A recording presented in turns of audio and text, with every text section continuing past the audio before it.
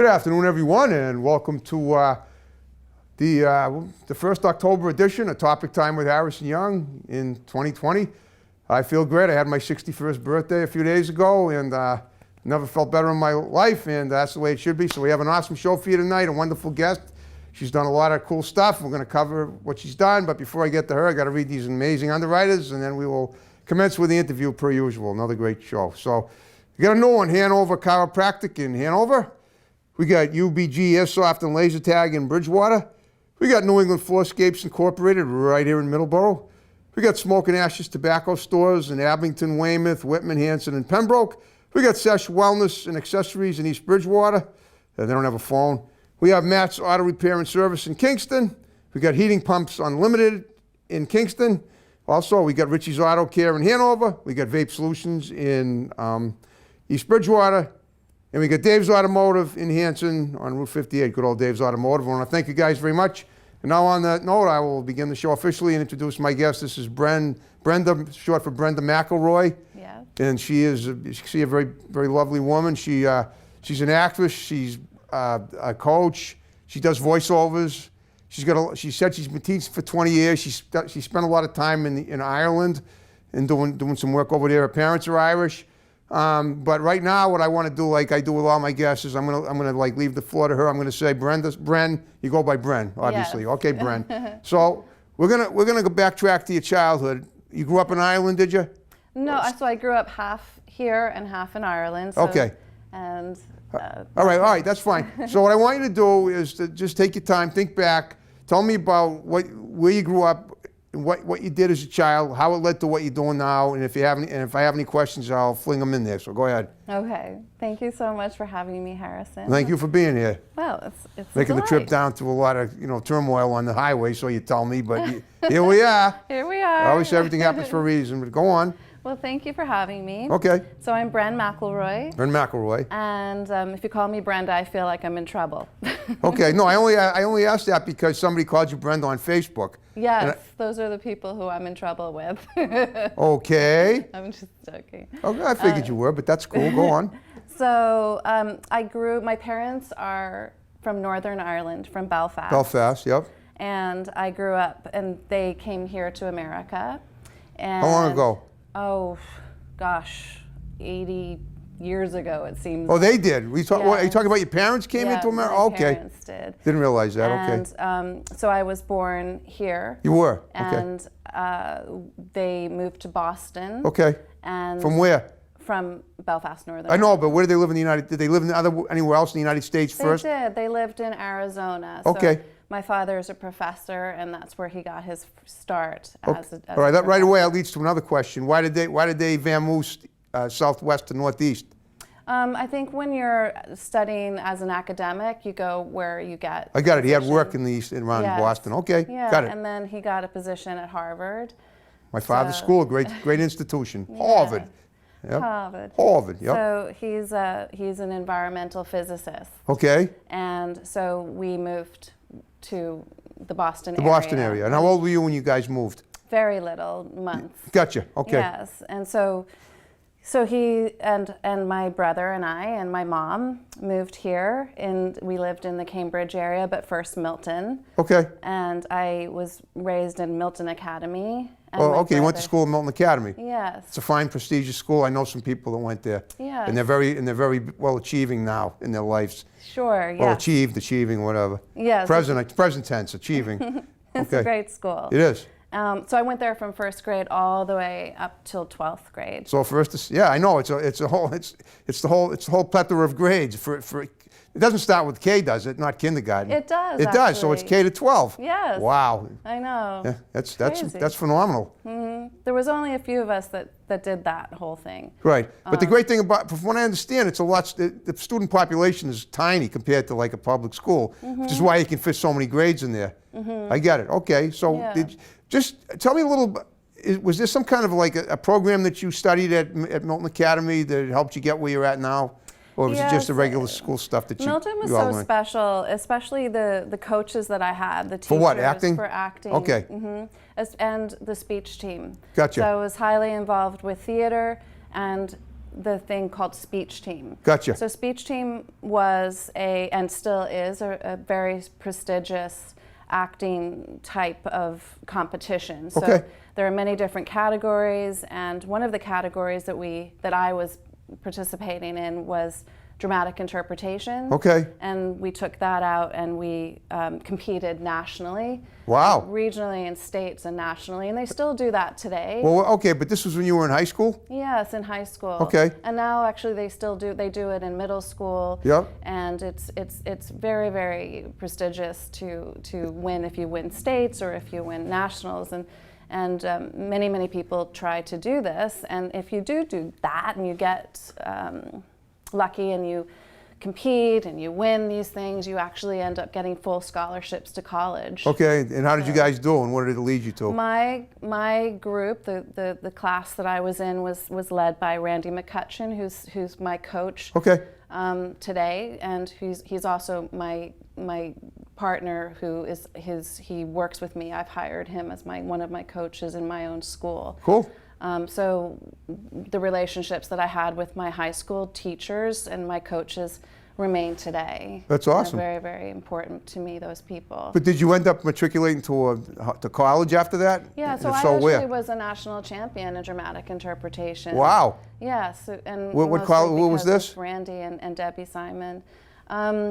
So, pardon me? What college was it? So I had a choice of many colleges actually. So I chose to go to a liberal arts school, although I did get into Carnegie Mellon and many schools that were offering non-liberal arts. Okay. And I chose to go to liberal arts because I wanted the full college experience. Gotcha. So you actually did win a national championship from Milton Academy or from Milton Academy. Wow, congratulations. It was fun. It was Of course. interesting. And actually to this day it's been very lucrative because of that I've been able to get many different clients because of that. Clients, okay, and for what? For you coach people? For speech team. Speech teaching. Yeah. So you're part of the speech team.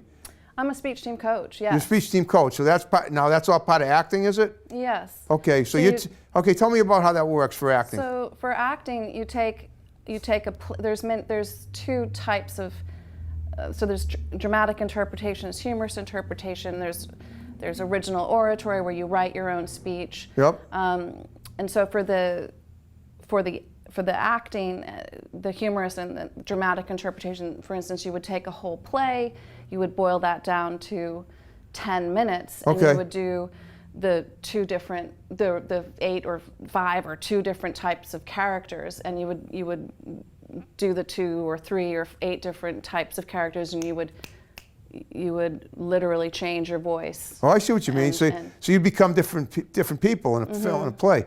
Okay. So this is okay. So you right now, currently, present day, are teaching up and coming actors how to do this, how to improvise different roles. Is that it? Yeah. So that would be one part of my school. Okay. I have many different facets. I took everything that I like. So my school is called Communication Matters Studio. Okay. And when I was, to backtrack a little bit, before I started that school, I had the idea of building the school when I was an actor in Los Angeles. Wow. So I started the idea of the school. I swiped the name from Randy McCutcheon's book, Okay. Communication Matters, and I started training trial lawyers how to present themselves in court. Wow. As a struggling actor, and I was hired by a trial lawyer at Quinn Emanuel Urquhart Oliver and Hedges. Okay. I started temping there, and then proposed this to the president of this law firm, and he loved the idea and hired me as his personal coach. This sounds like an original thing that you did. It had nothing to do with it. Yes. I mean, what you do is you teach speech work and acting, but the idea of working for a law firm, was that your own idea? Yes, that was my idea. Totally independent of the actual course that you teach? It was independent of the idea because when I was looking at Bill Clinton giving his speeches, I remember this clearly. Okay. My father and I were watching television, and I said, that man has nodes. He has what? Nodes in his throat. He was having trouble speaking. Okay. You mean President Clinton? Yeah. When he was president? Yes. Okay. And he did actually have nodes, and he needed to go to a speech coach, and he needed to learn how to speak. What do you from mean his by diaphragm. nodes? You mean like He was knots? Like yeah, he was destroying his vocal cords because he wasn't talking to didn't his know how- diaphragm? He wasn't talking from his diaphragm, Okay. and he needed to get a coach. And I was like, gosh, I could work with him because of my training from the American Conservatory Theater, Okay. where I have a master's degree. He needed speech training. He needed. You trained Clinton? I wish. I okay. thought, my God, I could if I could get in there. I know Okay. how to do that. And it began to occur to me that this could be a business, and so that's how I approached the law. That's how you started doing with trial lawyers. Yeah, but you see, Al Gore also had to get a coach. Okay. And he was known as as Gore the Boar, and he hired a coach. Is there any wonder why? He hired a coach to help him loosen up, so Okay. to speak. And they took off the coat, and they took off the tie, and they put him in a sweater and the cowboy boots. Do you remember? And then he became sort of more affable to the people that he was trying to register votes with. Okay. So he too had to have a coach. But regardless of your political view, the president that actually is known as the great communicator is in fact Ronald Reagan. Right. And he is a classically trained actor. Right, that's true. And so. Right, one of the best ones in history. Right. And yet his throat, looked, I don't know about nodes, but he sure had a lot of like little wrinkles in his throat. I don't know if that had anything to do with nodes, but. Well, I mean, he was. But that's because he was old. I mean, he was an older yeah. president, and so he was known to be somebody who was always, no matter who he was talking to, he was always somebody who was listening and. Yep. And he was a good orator. Is what you're yes, saying. I get yeah. you. Okay. And so. This was something that I then took on board and thought that this could be, in fact, a business for me. Okay. Because I'm literally just taking all of the acting skills that I have been given Yep. and using the text work, the upward and downward endings, the operative words that you would use as an actor to sort of study a script. I'm using the body language. I'm using Character eye angles contact. too? Yes, all of this kind of thing that you would use, the listening skills, everything that you would do to try to create empathy or. Somebody, so to keep the attention of the audience. Yes. Got it. Okay. And putting that toward what we call public speaking now, or whatever it is. So I then went to Ireland from LA. Well, what were you doing in LA though? I was acting in LA. Okay, a TV, film, theater, all the I above? was auditioning for all of it. I had Cool. a bi-coastal agent from graduate school showcases. And Okay, wow. yeah, and it was great. I mean, I think probably I should have stayed in New York. LA was it takes a tough skin. Well, you to were live pretty in much LA. doing the same thing on each side of the country, right? Mm-hmm. The same thing in New York that you were doing in LA? Or you were What in had happened was I had gotten my first movie. From New York, I had a movie. What was it? It was a movie called Dead Man on Campus. Okay, And, I think it sounds familiar. You look familiar too. I mean, did I seen the movie? I don't know. Okay. I don't know. But our graduate school was wonderful. It's one of the top graduate schools, in theater. Okay. And while we can knock everybody's socks off with Shakespeare, we weren't taught particularly on film acting. Okay. And so That's a whole different. That's a whole different totally deal. different skill. I got it. So it was a little bit of a rude awakening when I got onto my first film set. It was great. I had a trailer and. Well, you figured it would probably be easier because you can get it wrong as many times as you can in film and you can correct it. Whereas in theater you can't get it wrong because you're live. But Well, I got it wrong, let's just say. I understand. Listen, we all get it wrong at some point. I got it very wrong. And the director, you know, God bless him, Alan Cohen is his name, and he came to me, you know, my line, I remembered clearly, I had many lines, all of which were cut consequently. And the line was, Josh, do you have the right answer? And the director, and he said, action, and I said, for some, you know, the classical training came in, and I said, you know, action. Josh, do you have the right answer? And he was Sounds like, good to me. Cut. No, it was, you know, this is a college. Right. And, you know, again, Josh, do you have the right answer? Cut. And he comes over to me and says, Bren, this isn't, you know, theater. This isn't Masha in The Three Sisters, you know. This isn't Chekhov, this isn't Strindberg. You got to bring it back a couple paces. And, you know, and he, of course, was right. I mean, you know, and it was terribly embarrassing. And we go to... But you grew from the experience. Oh, yes. Okay. And so it's a great story to tell my students, and it's a fun one to remember, and so... I'm enjoying it.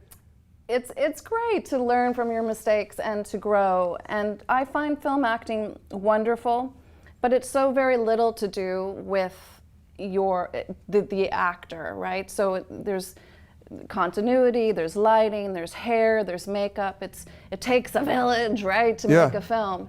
Whereas in theater, while there's so many people also involved, there's more of an arc for the actor, and I certainly feel very comfortable on stage, and I love film work as well, but once you get onto the set, it's you wait a long time, and then you have to nail your parts, you have to nail your moment, and you might have to do that a billion times. So it's been a very interesting and cool experience to have had the luxury of having both. Okay, so I can see it would be. Yeah, and when I went to Ireland, because I had the dual citizenship, and the Celtic Tiger was hitting Ireland, and all of the films and TV were filming out there because of the tax incentives, I thought, why don't I try it and be the American in Ireland and see how that works, and it did work. You land yourself a pot in a soap. It did, yeah. Wow, it really worked. that is so cool. So cool. Yeah, I was like, I can't believe this is actually working, and I got a very nice, juicy role in a big show, a national show out there in Ireland, and it was, you know. Well, tell me about it. Yeah, we got pictures of it. We're going to look at too. But tell me about your role and what was the show. It was called Fair City, and I played a character called Cassandra Hudson. She was a regular every day, or for every episode. Yes, she was on for a couple of years, and she was wicked. She was not a nice character. but she certainly was captivating. She fell in love with the lead. Just like Heather Locklear in Melrose Place all those years ago. I get you. So the Irish version. Yeah, well, she took to the lead of the show. Okay. Tony, and she started stalking him. She hated his child. She took to the drink. She loved going out. She loved partying. She didn't understand that the daughter was most important to him, and my character got hate mail, and me, Bren, I would be in pubs, and people would say terrible things to me. Well, not because you were doing a good job. You were just the way it worked out because they didn't like the character. This is kind of interesting because it sounds like the people in Ireland are really fixated on their soaps and the characters like they relate to them like they're their own friends and relatives or enemies. In this case, when you're in people's living rooms, they remind you of people that they hate or whatever. In this case, that sounds like what your deal was. I think when you're in people's living rooms every single day for so long during. I know. I used to watch soaps. I was a Dark Shadows fan from way back. I don't know if you're old enough. Are you old enough to remember Dark Shadows? Dark Shadows. Well, Dark Shadows. Well, it ended in early 1971. So I don't know. I don't know it, but Yeah. I kind of. It was the know. first soap opera with the supernatural, and it was back in the through the mid '60s to the early '70s. It was like the most popular soap opera in the United States. Children, I mean, people of all, mostly young people, like elementary school ages, which is what I was when it was on, would literally just break away from school just to watch the show. All the people too, but I think it was something that because of its allure of the supernatural, it created more younger fans than the other soaps did, which were just basically romances screwed up and and leading to other things.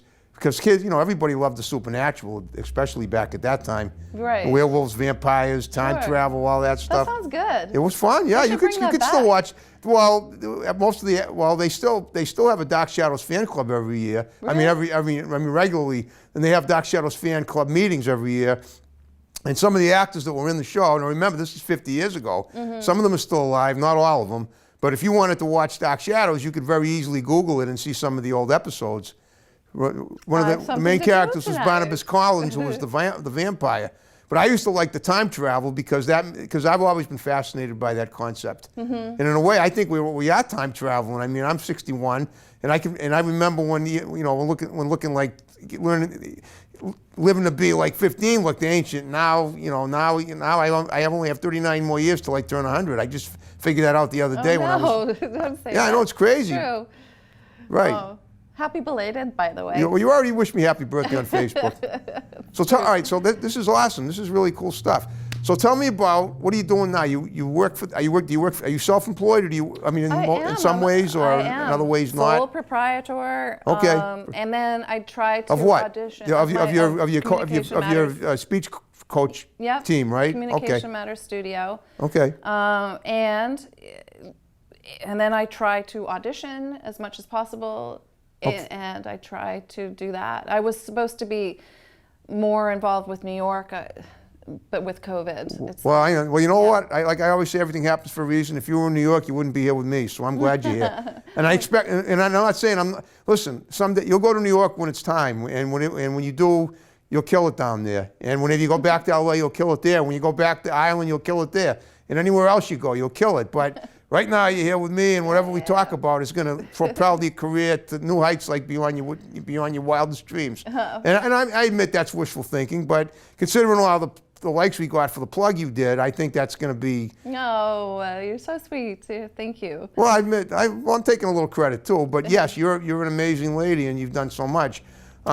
So what about voice? Did you say you do voiceovers too, or have done them? So in my school, Yep. I teach public speaking. Yep. I teach accent reduction. Okay. I teach acting. Got and it. I teach voiceover. Okay. So in the voiceover seems to be very, very popular. Yep. And the acting is quite popular.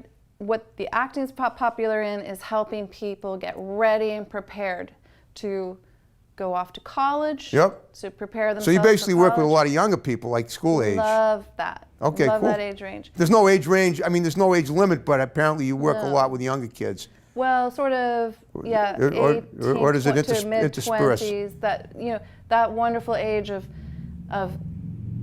their dreams of getting into college, going into graduate school, sort of getting their application together, and preparing really amazing monologues for them to rock in. Okay. And do the circuit in New York or do the circuit in LA. Wow. To just, because I've been there, I've done it Yeah, myself.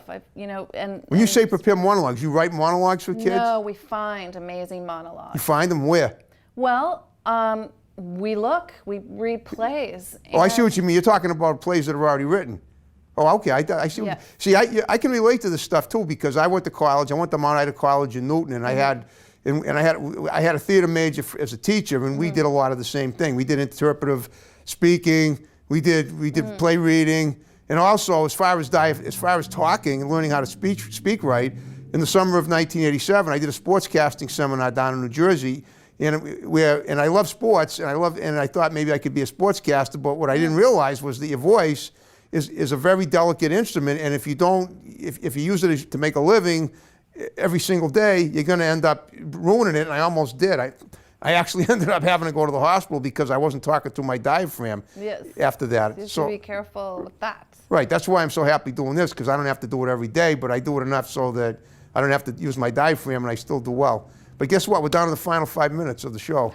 My goodness, that went fast. Well, it always does. So like I told you at the beginning, what I want you to do is give shouts out to people that are going to see the show, because a lot of people are, and then just condense them, and then we'll wrap the show up. Well, I would just love to say hi to all my students. I learn from you every single day. Thank you so much. And to everybody, please go and vote. Everybody the witch? Vote. Oh, vote for what? Vote for, just vote. Vote. Oh, you're voting, election, of course. I was thinking for you as the best teacher around. I don't know. Do that too. And to all my friends and family, you know who you are, and thank you so much for being that. All over the world, here in the United States and in Ireland too. They'll see it in Yeah. Ireland. They'll see it in Belfast, Absolutely. whatever. All over the world. Wow. Okay. Thank you. So just curious, have you ever done anything else in entertainment? Have you ever played music, sang, danced, or I play the guitar. model? Cool. Okay. Okay. So you have a little musical inclination. Yes. Okay. Well, I hope you had fun with me. I do. Yes, you're wonderful. It's been fun getting to know you, Harrison. It's fun getting to know you too. So here's what I'm going to ask you to do going forward. If you know anybody any of your students, anybody that's aspiring actors or whatever, or actresses, and you had fun with me and they like the show, send them my way. You got my text digits. I'd love to have them on as guests. Yes. So just going forward, before we wrap the show up, what does your future look like just in general? Like say going forward the next 2 to 5 years or so? Anything special that you got on the horizon that you haven't done yet? Well, my hope is to become a working actor again, Yep. and get representation and do that and become as happy as possible. Okay, well I hope you're happy now. Yes. You seem very happy. You seem happy as a lark. Sure. Okay. Keeping it up is the whole point. Okay, it is. Yeah. All right, well you did a great job with me tonight. I was delighted you came down here. Thank you. And I'm delighted that accident didn't kibosh your arrival. No, you always leave early for that reason. You know what you got it right. As you know, the one nay of acting of any role, whenever you get it, whether it's film or theater, is show up late. Never. So just never do. No. And I did it once, and it's a day I wish I could have back. But again, I'm doing okay now, so I'm not complaining. I just like we discussed a little while ago. We always learn from our mistakes. Yes. So, and that having been said, are you ready to wrap it up like we started it? Sure. All right, folks, thanks for watching Topic Time. More great episodes to follow. See you next Yay. time. Take care. Here we go.